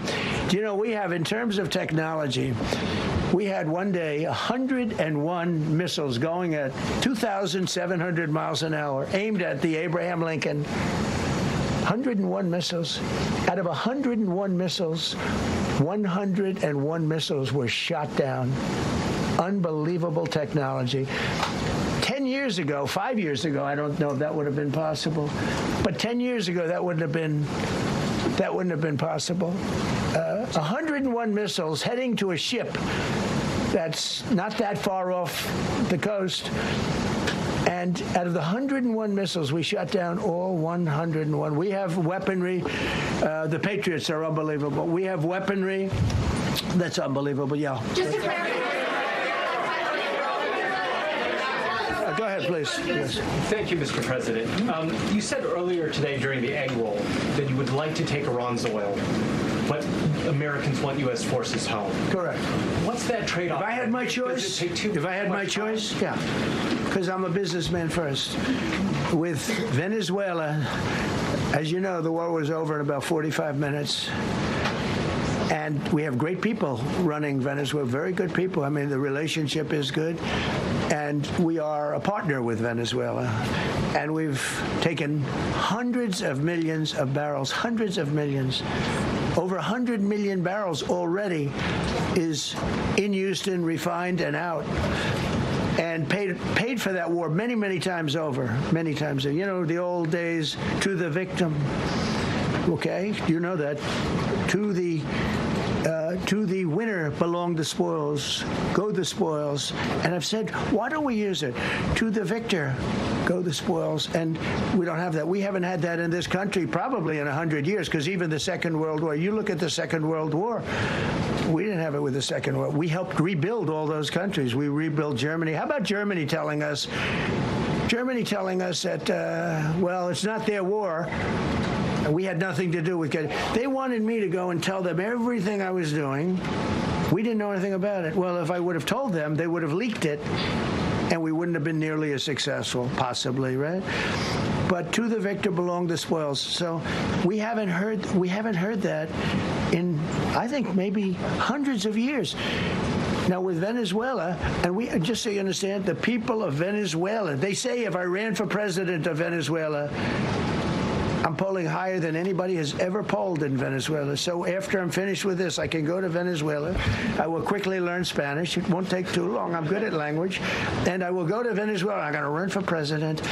But we're very happy with the president-elect that we have right now. The people that are running it. If you remember Bush with Iraq, they fired the generals, they fired the police, they fired the people that worked in their equivalent of the White House. They fired everybody. And you know what they had? They had a mess. And you know what happened? ISIS formed. Those generals and those soldiers got together. The police got together. They all got together. They formed ISIS. Not going to happen with us. So Venezuela has been an incredible situation. We went in. We were very successful. Military power like nobody's ever seen. The general, Venezuelan general, said, I was on that site. I said, I've never seen ferocity like that. I've been doing this for 40 years. He said, I've never seen it. They hit us from 17 different. They were all set. They saw that big, beautiful aircraft carrier, the Ford in that case, and planes were pouring off it at 1 o'clock in the morning. So typically when you see that late at night, you know you could be in trouble, right? And we were all ready. They had their equipment. It was Russian. And they had Chinese equipment. It was all set. They were going to give us a fight. He said, and then they came. And they came at speeds like we've never seen. And they came at 17 different angles. The general and his people, that was a lot of angles. They hit him from every angle. He said, we knew it was over in 3 minutes. We were waiting for them. Their equipment didn't work. And there's a reason it didn't work. Someday we'll explain that to people. They pressed the button. Nothing happened. They pressed it again and again. Nothing happened. And he said, we knew this whole thing was over in 3 minutes. We've never seen any, he used the word ferocity. The ferocity of these planes from 17 different angles, and it was over. They went inside. And remember, that was on a military base with thousands of soldiers. And those soldiers looked and they said, get the hell out of here. Thousands. We didn't have thousands. We had like 200 people. So we have a great military. And I'll tell you what, somehow this rescue captured the world's attention, more so than normally. You're talking about 2 people. But this rescue captured the world's attention. But we did it in Venezuela. That was amazing. And now we have a very bad man in prison and going to trial. I mean, he released, aside from the drugs, which he was terrible, Maduro released hundreds of thousands of people from jails into our country. Drug dealers, murderers, the worst people in the world were released into our country because we had a stupid president who probably didn't know, and we had a border czar who never went to the border and never once called our great Border Patrol agents, right? Not once, Kamala. She never called the Border Patrol. She never said, how are we doing? I used to call the Border Patrol guys every day. You can ask them, Paul, ask any one of them. Brandon, ask them all the time. How are we doing? How are we doing? And we now, I'm proud to say, have a totally sealed border. 9 months, nobody is coming through our border. And nobody even tries because they know they're not going to get through. So we don't have caravans anymore. So maybe 1 or 2 more and we'll be done. Mr. President, are you allowed to, or are you willing to end this conflict with Iran charging tolls for passage through the strait? Us charging tolls? Iran. What about us charging tolls? Is that something you're considering? I'd rather do that than let them have them. Right? Why shouldn't we? We're the winner. We won, okay? They are militarily defeated. The only thing they have is the psychology of, oh, we're going to drop a couple of mines in the water, all right? No, we have a concept where we'll charge tolls, okay? I thought you meant us. Your question would have been more accurate if you said us. Go ahead. Thank you very much. So just to clarify, in order for Iran to successfully meet your deadline tomorrow, do they have to make a deal, open the strait, or both? We have to have a deal that's acceptable to me. And part of that deal is going to be we want free traffic of oil and everything else. Mr. President, thank you very much. You've said glory be to God in this conflict. Do you believe that God supports the United States' actions in this war? I do, because God is good. Because God is good, and God wants to see people taken care of. God doesn't like what's happening. I don't like what's happening. Everyone says I enjoy it. I don't enjoy this. I don't enjoy it. These 2 guys don't enjoy it. You know, people say, "Oh boy, they're so tough." I don't like seeing people killed. I've ended 8 wars. Nobody's ever done it. The person who won the Nobel Prize came to me and said, "You deserve the Nobel Prize." She announced that when they announced, they said, "Goes to Maria. She's a great person, really a good person." She said, No. This is ridiculous. They gave me the Nobel Prize. President Trump ended 8 wars. I could go over every one of them, including India and Pakistan, where the Prime Minister of Pakistan said President Trump saved from 30 to 50 million lives. That makes me much happier than what we're doing right now. That makes me much happier. We have 1 more to end, by the way. President, you called yesterday in your Truth Social, you called the Iranians crazy bastards. True. What is your response to critics who say that... I don't care about critics. What is your response to critics who say that it is your mental health that should perhaps be examined as this war continues? I haven't heard that. But if that's the case, you're going to have more people like me, because our country was being ripped off on trade, on everything for many years until I came along. So if that's the case, you're going to have more people. Dasha, go ahead. You said that very little is off limits in Iran as far as targeting, including power plants, bridges. You've mentioned those. Very little is off limits. Are there certain kinds of civilian targets, though? I'm thinking schools, I don't want to tell you that. I don't want to tell you that. We have a plan, because of the power of our military, where every bridge in Iran will be decimated by 12 o'clock tomorrow night, where every power plant in Iran will be out of business, burning, exploding, and never to be used again. I mean, complete demolition by 12 o'clock. And it'll happen over a period of 4 hours if we wanted to. We don't want that to happen. We may even get involved with helping them rebuild their nation. And you know what? If that's the case, the last thing we want to do is start with power plants, which are among the most expensive thing, and bridges. You saw the bridge. The bridge went.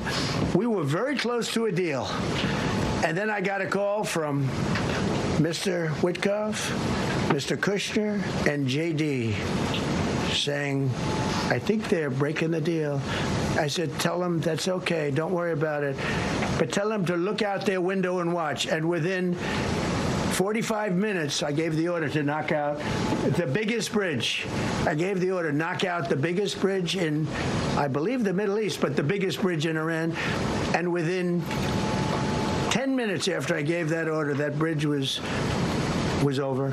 So do I want to do that? No. Do I want to destroy their infrastructure? No. It will take them 100 years to rebuild.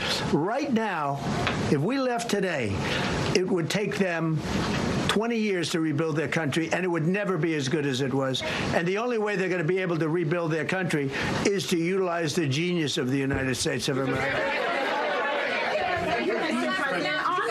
You voiced your displeasure with NATO in the past. Is there a danger to the U.S. not being the de facto of the leader of the alliance, and then other powers within the alliance then getting the decision-making when it comes to wars and nuclear weapons? No, it's not a danger.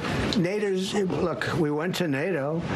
I didn't ask very strongly. I just said, hey, if you want to help, great. No, we will not help. I said, that's all right. You don't want to help? Because I've always said NATO's a paper tiger. See, NATO's a paper tiger. Putin's not afraid of NATO. Putin's afraid of us, very afraid of us. And he's explained it to me a lot of times. I got to know him very well. I know him very well. NATO's a paper tiger. NATO is us. And when we needed them, but we didn't need them, by the way. We didn't need them, obviously, because they haven't helped at all. Just the opposite. They've actually gone out of their way not to help. They didn't even want to give us landing strips. Think of it. And it's not just NATO. You know who else didn't help us? South Korea didn't help us. You know who else didn't help us? Australia didn't help us. You know who else didn't help us? Japan. We've got 50,000 soldiers in Japan to protect them from North Korea. We have 45,000 soldiers in South Korea to protect us from Kim Jong-un, who I get along with very well, as you know. Do you notice he said very nice things about me? He used to call Joe Biden a mentally retarded person, okay? So don't tell me about your stuff.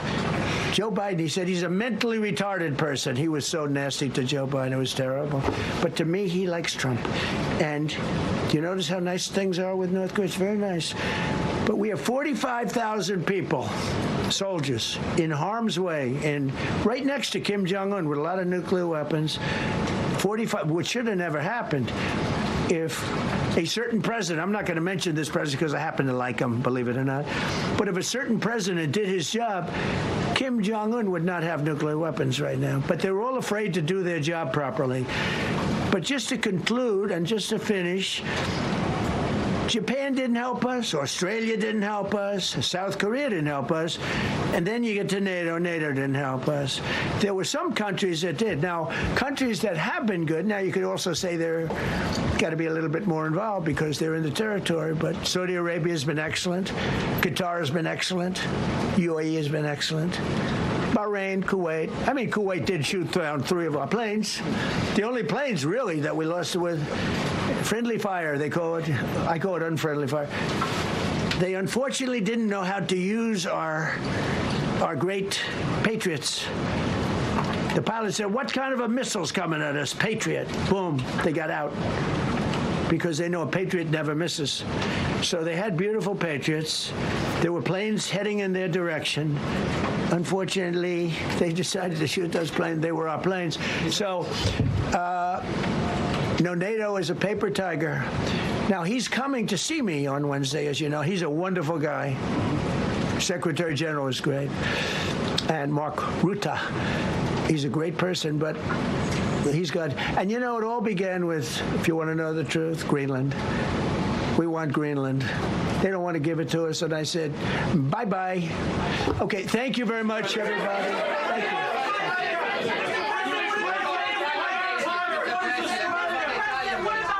President Trump and our military leaders holding nearly a 90-minute news conference on the Iranian conflict. The president saying that we won. Iran is militarily defeated, but he still has his deadline of 8 p.m. tomorrow night, what he calls Power Plant and Bridge Day, threatening to blow up Iranian power plants and bridges if the theocratic regime in Tehran does not come up with a deal. He has said that they are very close, potentially, the president said, to a deal, calling the regime in Iran basically wanting a deal. So the clock is ticking on the president's threats to take more military action against Iran if the Iranian leadership does not agree, do not agree to a deal on the Iranian conflict to try and either end it and also open the oil traffic in the Strait of Hormuz, which handles basically 20% of the global oil each year. The whole press conference started, of course, with that incredible, dangerous, hazardous, and brazen rescue effort of the 2 downed flyers who were shot down with the weapons system officer who was hiding in a crevice on top of a mountain, tweeting out basically on the radio his first message to the United States defense that God is good, describing that tremendous rescue operation by the U.S. military. This has been a special report from Fox News. I'm Eric Shawn in New York. Stay tuned for the rest of the news on your local Fox station. Have a good day. Well, we certainly learned a lot in the middle of that news conference. Hi, everybody. It's Ron and Des, and this is more of Fox 10 Talks. I've just a couple of things here. First of all, we want to apologize for some of the language that you heard in that news conference. We try to, of course, never let that happen, but hey, in a live event, it sometimes does. Yeah. But the fact that one of the things I thought that the president said was really interesting is he said they had 9 planes. This is all part of the deception plan by the CIA, which is incredible. They had 9 planes circling an area 25 miles down the coast from the real site in an effort to confuse the Iranians, while the real rescue was going on. And even at that point, they were still taking some incoming fire. But, Des, they had those Reaper drones out there in case anybody got I think it was within a 2 to 3 mile zone of the area where they knew they were going to be rescuing the airmen. It's pretty incredible. And he also said that there were about 150 U.S. aircraft involved in the rescue operation there, with many of them serving again as distractions. We saw that was successful, being able to rescue him. I mean, that F-15 went down in enemy territory, so a scary situation for that soldier, but quite impressive. Also revealing that it was a shoulder, and I had heard some of this early on in the reporting, but now we have the confirmation from the president. It was a shoulder-fired RPG that took out the original plane. And so, a lot has been made about the fact that do we have operational control over the skies of Iran? I mean, it looks like it. We had multiple aircraft going in to make this entire effort work. But if there's some guy out there with a shoulder-fired RPG, that is incredibly difficult to try to defend against. Yeah, and then it was fascinating, too, to kind of learn the member that was rescued, what he put out on broadcast as the plane went down. He said, God is good. I guess it went through out on encrypted radio airwaves. But the fact that he climbed more than 7,000 feet in those hours before he was rescued, despite having those injuries to his legs after his ejection there, just incredible. Okay. So we are going to continue to watch all those developments. Right now, it sounds like the deadline is still in effect for 8 o'clock tomorrow night, Eastern time, 5 p.m. our time, if the Iranians don't come to the deal or don't come to the table with the deal. We're going to shift gears because we do that. Have you ever noticed how we're so good at shifting gears on Hey, this? you got to be able to, Roll switch with it it. up on a dime. What's that saying? Drop on a dime. Turn on a dime. Turn on a dime. Yeah, there you man. go. Especially Turn when you the got a dime. guy like this waiting for you. It's Eric Wilson at Hey, TMZ. Eric. Good morning. Yeah, let's get into some more serious news here. Taylor Frankie Paul, right? Yeah. Okay. Yeah. Whatever you want, friend. Whatever you want. Secret Lives of Mormon Wives. Yeah, what's going on with her now? So she posted on Instagram this morning or last night that she is distancing herself and detaching from the Mormon Church, and she's spending some time, with herself and kind of readjusting to life after this video that you're showing right now was released. And she says she still believes in God and the Bible, and she may even show up at church once in a while. But right now she is detaching herself from the Mormon lifestyle. So she's a secret life of. She's not married or a Mormon anymore, so she's just has secrets, I guess. That is so interesting because I haven't watched the show, but I've heard from people that maybe like one of the ladies is actually even practicing the faith. I'm sorry, you're really low. I couldn't hear that. Oh, what was practicing the faith? Yeah, I said I haven't seen the show, but I've heard from other people that maybe one lady in the show is even practicing the faith. Yeah, we should definitely do a head count after the drama of the past month or so, because there's been divorces. There have definitely been people leaving the church and things like that. So maybe the start of the next season, if it does happen, we just kind of do like a tally graphic of these are the people who are still married, these are the people who are still Mormons. Let's get on to the secret part now. Yeah, a lot of secrets were definitely revealed on that sure, yeah. show. But it's more that we don't know. But how sad. I mean, look at how most of them have upended their lives, including her. And we were showing, too, some articles that you guys have done. You've been following this for a long time. She's even lost custody because of her child over this. Yeah, she's really going through it. Obviously, she was probably thinking her life would be a lot more different in 2026, given The Bachelorette and everything like that. Still don't know what's going to happen with that. Obviously, it's canceled, but there's still talks that it may show up on Hulu or something. I doubt that will happen, but who knows? I mean, they lost a lot of money on this, obviously, but we'll see what's next for her. I mean, she doesn't, she's still out and about. We still see her around in Utah, but it's going to be an interesting next leg of her life. I guess so. Yeah, right. And people will want to follow along and hear about it, regardless of why, Des? Because we love to watch a train wreck. Let's shift to Savannah Guthrie makes her return. Eric, I know you guys have been watching and waiting closely to see how this was going to go. Yeah, she came back to the Today Show today, sat back in her anchor chair. There was a quick just kind of touch at the top about her coming back, but they got right into it. And she's, obviously one of the truest professional journalists in the world. Everyone relies on her. She's very steady in her reporting. She's a trusted source. So she just jumped back into what she knows and loves. There was a moment out in the, the courtyard there of 30 Rock where all the fans line up in the morning for the performances and stuff like that, where she got a little emotional. Obviously, seeing the outpouring of support in person obviously was a lot for her, but she's a professional. She jumped right back in. And I just have to say, occasionally we still have an angle to the story that we want to talk about. And you can tell, Eric, whenever we do bring that topic up, people are still really engaged. I mean, it's one of the saddest stories I've had to work on here. And I can't imagine not knowing what is going on. Obviously we can make assumptions at this point, but you never know. And to hold out hope and to hold out prayers is kind of what she's leaning on. But it's just a very sad situation, especially with no answers. It makes it just even more heart-wrenching. Yeah, and really difficult, right? Savannah's got to get back to, her life, which I can only imagine how difficult that is. But, she has a job. She has to work. She has to provide for her family. But, and just 2 months later, just definitely, I couldn't imagine. Yeah. I mean, it could be the distraction she needs, just to kind of, what else are you doing? You're just sitting at home putting scenarios in your head, and that's not good for anybody. Right. So maybe, just getting back to what she knows and loves is probably the best thing for her right now. Yeah. Okay.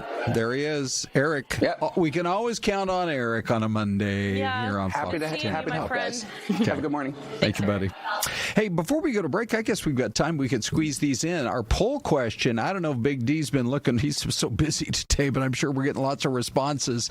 The Democrats are calling the president unhinged after his latest threats to bomb Iran. So in our YouTube or in our QR code poll, 18% say his threats are outrageous. 78% say no, he's doing this to force a deal with tough threats. What do you see on a YouTube test? And then here we've got, wow, is that 3.4 thousand already? That's pretty impressive. 54% saying yes, his threats are outrageous. 41% say no, he's forcing Iran to make a deal.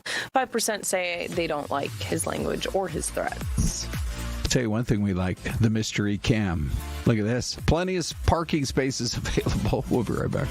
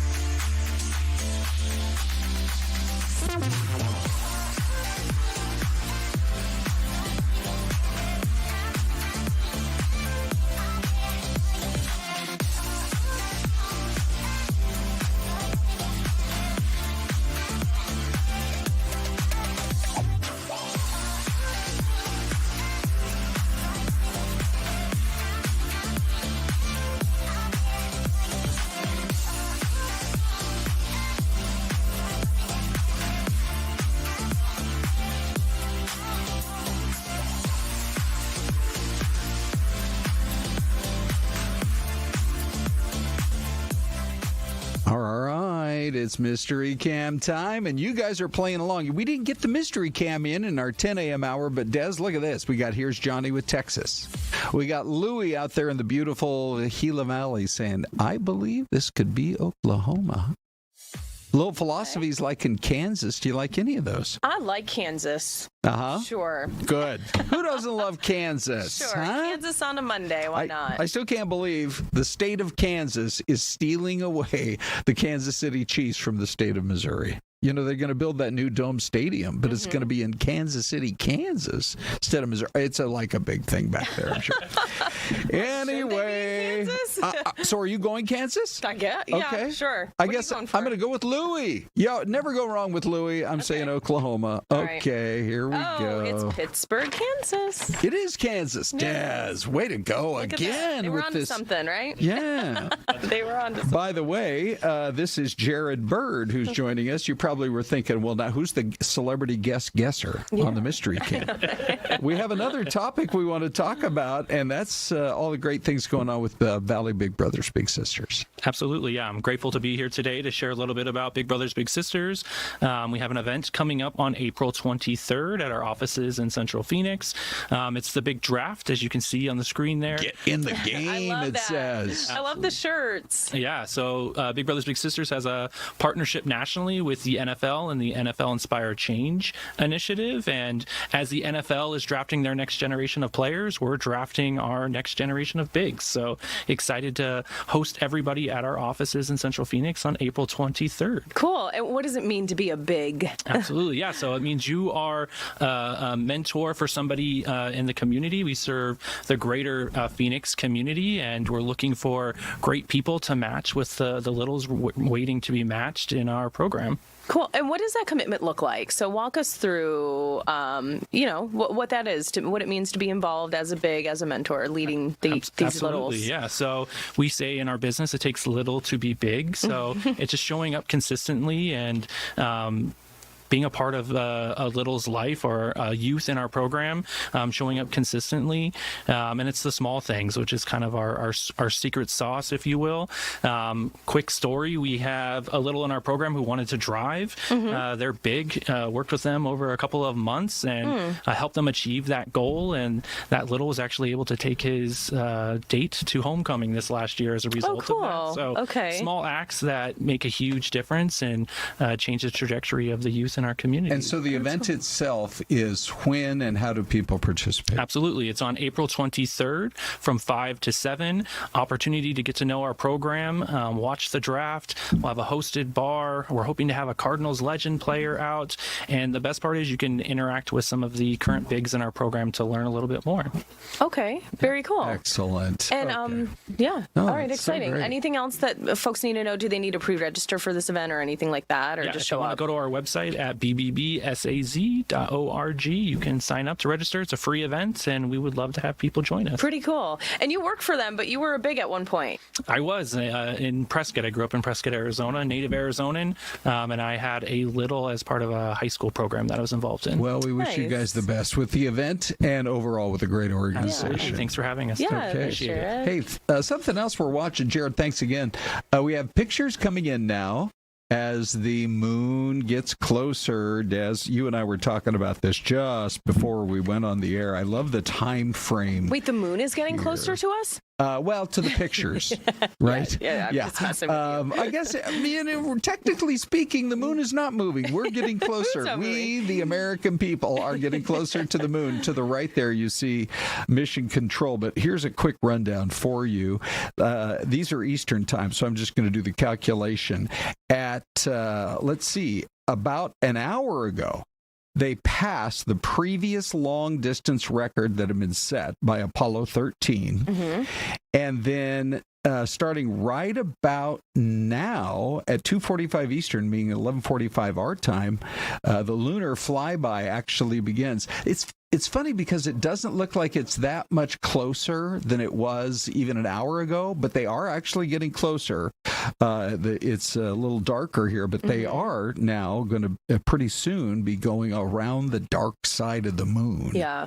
And the next point in time is a little exciting. Spooky. A little spooky. Okay. I was just, dare I say, a little scary. Yeah. About 3:47 our time, the blackout begins. That's when the spacecraft will go behind the dark side of the moon. And at that point in time, they're saying it could be about 40 minutes of loss of communication. Yeah, how about that? Yeah. Okay. A little scary. You know right? what? Yeah. Probably more for Mission Control in Houston. Probably than for the crew. They're probably like, oh, here we go. They're like, we got this. We are as far away as anybody's ever been in history. It's really incredible. And by the way, at 8:35 Eastern or 5:35 this afternoon our time, make your plans. I'm sure we'll have coverage. They will then witness the full eclipse of the sun's corona being blocked by the moon, because basically they'll be emerging from the backside of the moon. The whole thing is just incredible. Pretty cool. Yeah, it is. Okay, so what if I told you we have, what's that, Dave? Full coverage on YouTube. Full coverage on YouTube. Don't forget about that. Okay, so what if I told you that we had in as a guest right now, Pete Cummings, Des? What if I said we actually have lined it up, and boy, we are excited about it because we're ready to talk a little Arizona Bike Week. Yeah, we are. What about that? Do you like riding, Ron? I do. Yeah. How you doing, Pete? Hi. Doing very well. Thank you so much for having me this morning. It's just a wonderful event that we're looking forward to. We're getting ready to get everything set up out at Westworld, and we're really excited about it this year. It's going to be a wonderful time. How many years of this now? This is actually the 39th Arizona Bike Week, and I figure what better way to celebrate as the United States turns 250 this year? Yes. What better way to celebrate your freedom and independence than on the open roads of Arizona and celebrating Arizona Bike Week. This is the time to celebrate your freedom and independence. Yeah. How many people come in for this event? You're seeing how many thousands? There are, I hesitate to put a number on it, but it is in the tens of thousands. Wow. It's over 5 full days, and we have 4 major concerts. Wednesday night is Blackstone Cherry. Thursday night is Jason Bonham's Led Zeppelin Evening. Friday night is country superstar Cody Jinks, and then the one and only Ted Nugent on Saturday night. So we've got something for everybody. Oh, cool. Why is it so popular in Arizona? I mean, Saturday morning in this town, you're going to see these guys headed out, men and women, all of them maybe heading out toward the hinterlands or up into the high country for a day of just riding. Absolutely. And there's just something to be said. I think that's why many riders call it wind therapy, because there is an element to riding a bike that is just, it's peaceful, it's relaxing, and it's just you and your bike and nature, and the sky's the limit. There's just something, it's kind of, I suppose, a personification of the untamed Wild West. You get your little slice of it being out on the open road. Mm-hmm. I do understand the attraction. My uncle, bless his heart, he's passed from cancer a couple years back, but he loved riding, and he would take me. And you're right, it's almost something you have to experience to know what that feeling feels like. And the great thing about the event is that it is not necessarily exclusive to fans of motorcycles and riders. It is wide open to anybody that enjoys coming out and having a great time in the beautiful weather that we've got. There's so many different things for people that are not necessarily even motorcycle oriented. There's lots of live music. We have tons of bands, lots of stunt shows that are great for the kids, and there's just so much to be seen. It's like a theme park. You really can't do it all in one day. So for folks that have never been, I've never been. So like, do people have their bikes there and they'll tell you about their bike? Do you have a chance to get real close, take photos with maybe some bikes that you're fascinated by? Absolutely. We have a special area this year we're calling the Art Gallery, and rightfully so, because some of these fabricated motorcycles are just absolutely incredible, and the precision and the detail and the love put into these bikes rivals a Picasso or a Monet. You really have to see them for yourself. And there will be a huge area in the art gallery and inside a place we're calling the Steel Garage, where the Handlebar Saloon will be and all these bike shows will be happening. And yes, you can get up close and personal and see all these wonderful works of art. Oh, cool. So weather will be good, but there is an opportunity to step inside too, just in case it got warmer. There will be a large inside area with a lot of the bike shows, the Handlebar Saloon stage, and the Globe of Death, which is a great stunt show. And then we'll have all the demo rides, all the stunt shows, and the Power Yard with all the vendors, and the Rock Yard, the big area for all the concerts, will all be outside. Oh, cool. Ron, when are you performing in the Globe? Believe me, as a young man, I had a little Honda Trail 70. Really? And I love that thing. So in my hometown, we're called the apple capital of the world, Wenatchee, Washington. And so you're surrounded by these apple orchards, and my dad bought it for me, and he said, but you have to go talk to that old man that orchard between you and the hills up there. And I went and I talked to the guy. He's like, you're a fine young man for asking me. You may have access to my orchard. And I would go up into the hills and just loved it. Yeah. So tell me a story, if you can, about I bought a book once called Investment Biker. It was a Wall Street guy. He was like a multimillionaire, but all he ever wanted to do was be on his bike. And once he wrote it literally from the top of the African continent all the way to the bottom. And another time he literally cycled across China. Do you have a favorite story of a nice long ride you've been on, or that somebody else has told you about that seems epic? Well, I am not necessarily a rider myself. My father was a rider, but I'm always drawn to that story of the late great Neil Peart, who was the drummer for Rush, and he used to bike and sometimes take a motorcycle when they would go on tour, and he would take long jaunts and not travel with the rest of them, and he would take his bike from city to city, and just in order to experience the scenery and have it be more of a personal experience like that. I'm sure the band manager was sweating bullets. Like, where is he? He better show up on time. He better make it. He always pull up right in the nick of time. This is great. Do folks need a ticket or? Yes. How does that work? Thank you for asking. Yes, there are lots of great options this year, and because we always listen to feedback and we always try and improve the event. We have a this minute year, left. You got it. We have several options. You go to azbikeweek.com. There are rally passes there, and a rally pass will get you in for the entire week to see all the concerts. The event is also free until 5 o'clock, which is something worth pointing out. Okay. People want to bring their families out. The event is free every day until 5 o'clock, and then if you want to stay later, there are separate ticket prices for the concerts, or we also have an MMA event on Saturday night. So lots of things to see and do. Yeah. But single-day tickets are available, and everything can be had. All the information and ticket information, you'll find it at azbikeweek.com.